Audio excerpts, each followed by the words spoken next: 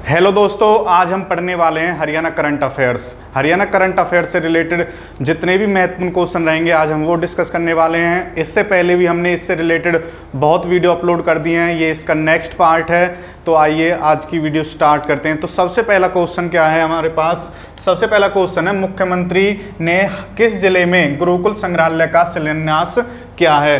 तो मुख्यमंत्री मनोहर लाल खट्टर जी ने किस जिले में गुरुकुल संग्रहालय का शिलान्यास किया है? तो वो क्या है? झज्जर में। तो गुरुकुल संग्रहालय कहाँ पर स्थित होगा? अब झज्जर में स्थित होगा। अगर बात करूं संग्रहालय की तो एक पुरातत्व संग्रहालय भी कहाँ पर है? ये भी झज्जर में स्थित है। तो ध्यान रखना है, पुरातत्व संग्रहालय भी कहाँ पर है? झज्जर में स्थित है। और गुरुकुल संग्रहालय की स्थापना भी कहाँ पे की गई है? अब झज्जर में की गई है। और किसने की है? मुख्यमंत्री मनोहर लाल खट्टर ने की है।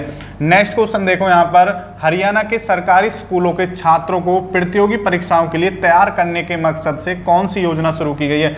मुख्यमंत्री मनोहर लाल खट्टर ने एक योजना शुरू की गई है, उस योजना का नाम है बुनियादी योजना। इस योजना के तहत 10वीं और 12वीं कक्षाओं के छात्रों को प्रतियोगी परीक्षाओं, कंपटीशन जो एग्जाम्स होते हैं उनके एग्जाम्स की तैयारी कराई जाएगी। और उस योजना का जो नाम रखा गया है, इस योजना का नाम रखा गया है बुनियादी योजना। तो ध्यान रखना है, बुनियादी योजना के तहत 10वीं या 12वीं स्कूली छात्रों को प्रतियोगी परीक्षाओं के लिए कंपटीशन एग्जाम्स की तैयारी कराई जाएगी। और उस योजना का नाम ध्यान रखना है आपको, बुनियादी योजना। नेक्स्ट देखो, नेक्स्ट क्वेश्चन क्या है, हरियाणा की पहली ऐसी जेल जहां कैदियों को खेलों की कोचिंग दी जाएगी।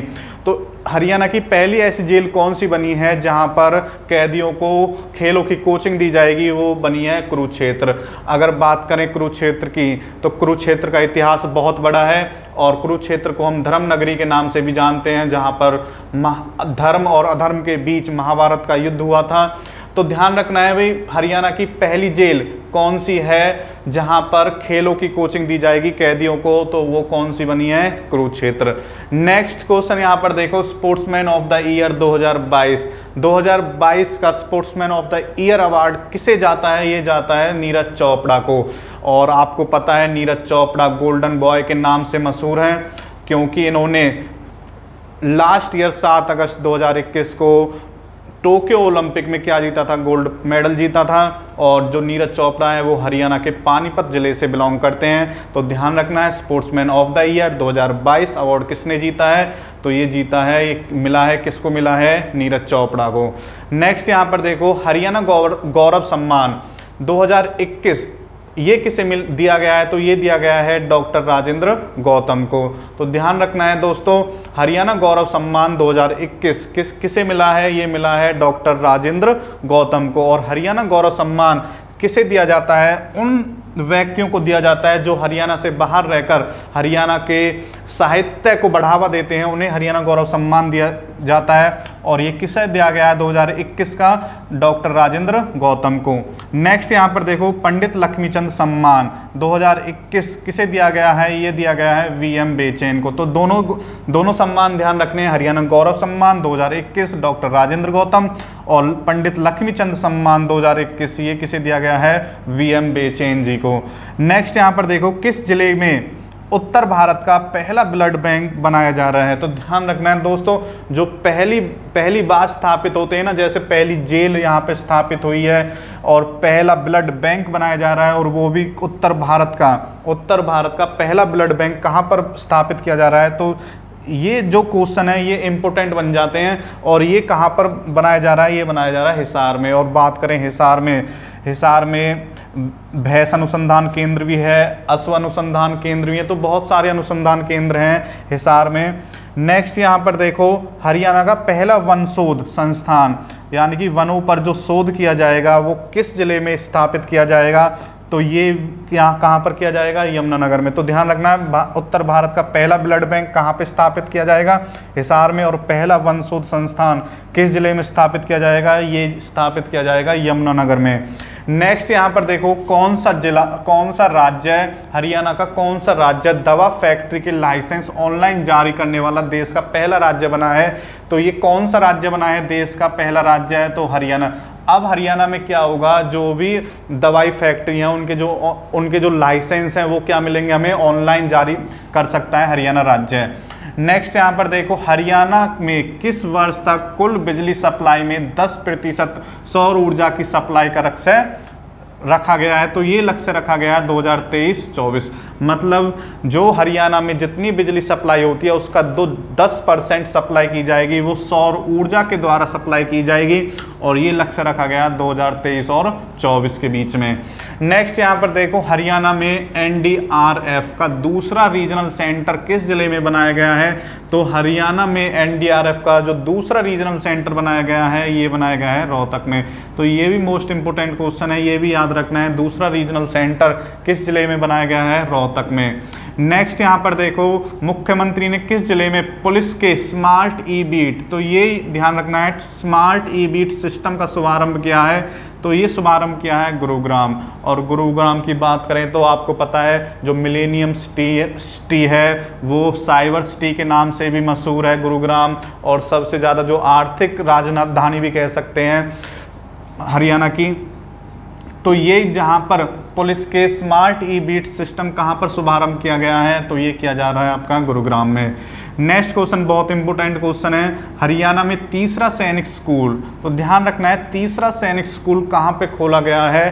तो तीसरा जो सैनिक स्कूल है ये खोला गया है मातनहेल, और मातनहेल कहाँ पर पड़ता है, ये पड़ता है झज्जर में। तो ध्यान रखना है तीसरा सैनिक स्कूल कहाँ पर है, मातनहेल, और मातनहेल कहाँ पर है, झज्जर में। तो ये कभी कभी स्थान भी आ जाता है भाई, मातनहेल ऑप्शन में होगा, झज्जर ऑप्शन में नहीं होगा, तो आपको कहाँ की तरफ जाना है, मातनहेल की तरफ, और मातनहेल कहाँ पर पड़ता है, झज्जर में। अगर बात करूं सैनिक स्कूल की, तो सैनिक स्कूल ये तीसरा सैनिक स्कूल है, इससे पहले हरियाणा में टोटल 3 ही सैनिक स्कूल हैं। तो सबसे पहला जो सैनिक स्कूल है, ये क्वेश्चन पूछा भी जा चुका है अभी, सबसे पहला सैनिक स्कूल कहाँ पर है, तो ये है कुंजपुरा करनाल में। तो ध्यान रखना है कुंजपुरा करनाल में पहला सैनिक स्कूल है, और दूसरा सैनिक स्कूल आपका रेवाड़ी में है, और तीसरा आपको पता ही है मातनहेल झज्जर में। तो तीनों सैनिक स्कूल ध्यान रखने हैं। अगर बात करूं देश की, तो देश में कितने सैनिक स्कूल हैं, तो देश में सैनिक स्कूलों की जो संख्या है वो है 31।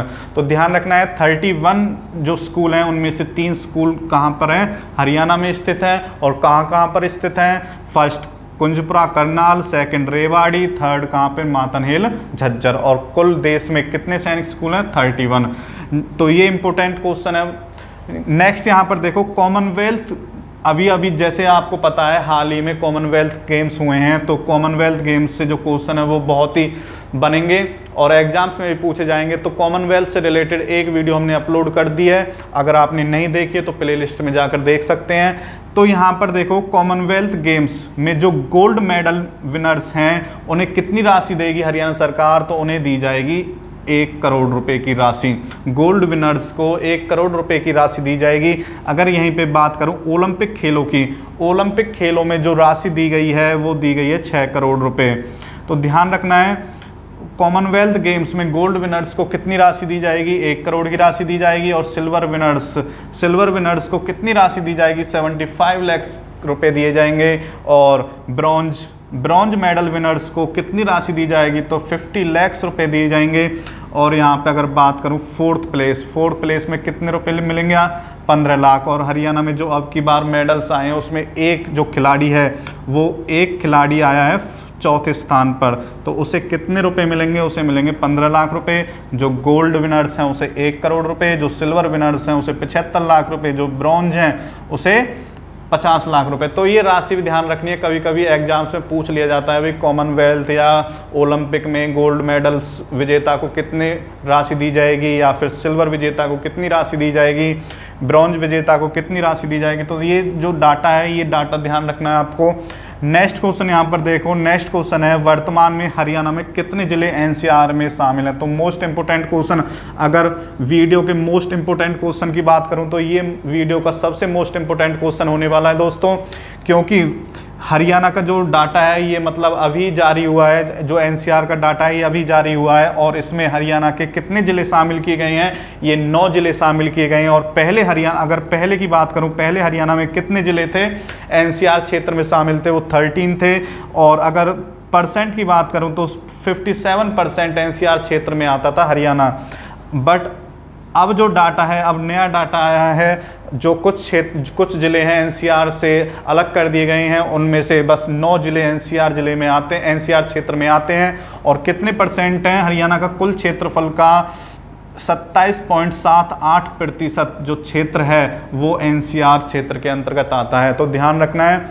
नेक्स्ट यहाँ पर देखो, हैंडबॉल फेडरेशन ऑफ इंडिया के अध्यक्ष कौन चुने गए हैं, तो हैंडबॉल फेडरेशन ऑफ इंडिया के जो अध्यक्ष चुने गए हैं वो चुने गए हैं दिग्विजय चौटाला। ये इनका जो चुनाव है वो निर्विरोध हुआ है। तो दोस्तों ध्यान रखना है, हैंडबॉल फेडरेशन ऑफ इंडिया के जो अध्यक्ष हैं वो कौन चुने गए हैं, ये चुने गए हैं दिग्विजय चौटाला। तो दोस्तों जो ये वीडियो है बहुत ही इंफॉर्मेटिव रहने वाली है आने वाले एग्जाम्स के लिए। सीईटी का एग्जाम्स आ रहे हैं तो अपनी प्रिपरेशन जारी रखें और हमारे साथ जुड़े रहें। और तब तक के लिए जय हिंद, जय भारत।